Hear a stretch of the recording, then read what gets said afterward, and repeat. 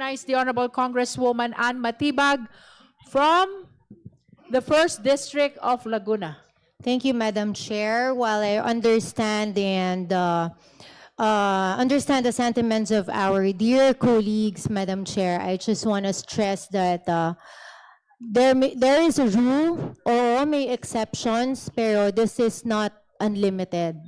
So we stick with the rules under the NIRC. Pwede lamang po natin buksan ang mga dokumento kapag tayo ay nasa executive session at gumagawa ng batas. At we are not in the proceeding or in the inquiry in aid of legislation.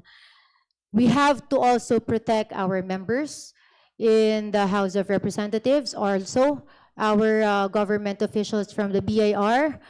Nagkaso na po sa AMLA report, so wag na po natin idagdag ang mga kaso at protektahan natin ng ating batas at ang ating mga kasamahan.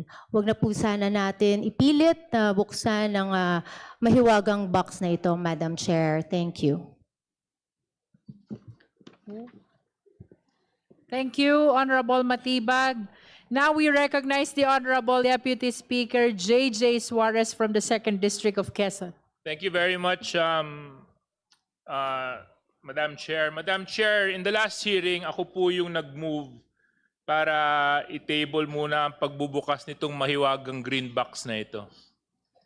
Lahat naman po tayo gusto po natin malaman kung ano po ang nilalaman at kung ang nilalaman po ba nito ay makakatulong sa atin para makarating sa isang tamang desisyon pagdating sa pagdedetermine ng probable cause.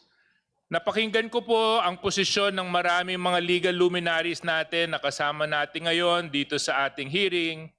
At sa palagay ko po, legally, may sapat na po tayong dahilan para buksan yan at malaman. Ngunit maging practical din po dapat tayo.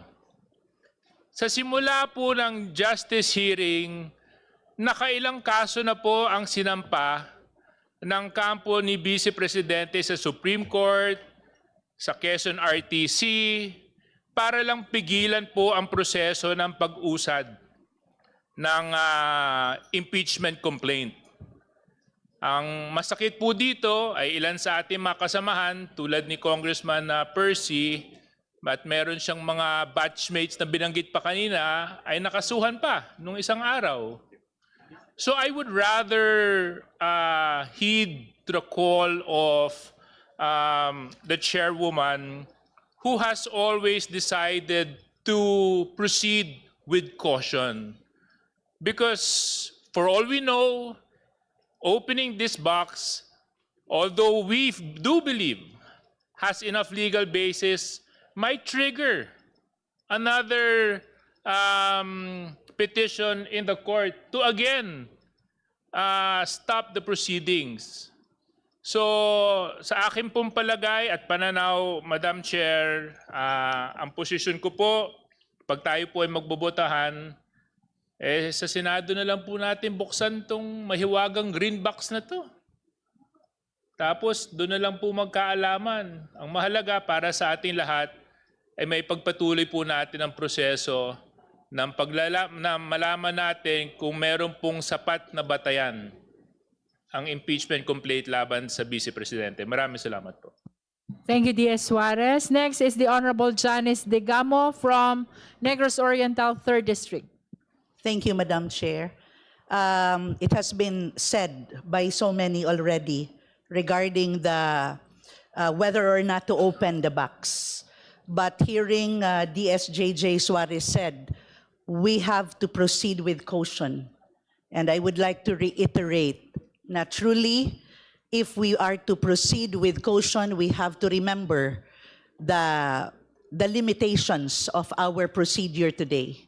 First, the procedure we are doing today is not in aid of legislation. It is an impeachment procedure.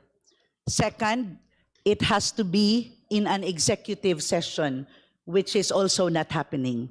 And thus, since I am not a lawyer, I would like to stick to what is being said, and let the next stage proceed. Sa Senate na lang po siguro talaga. Maraming salamat po.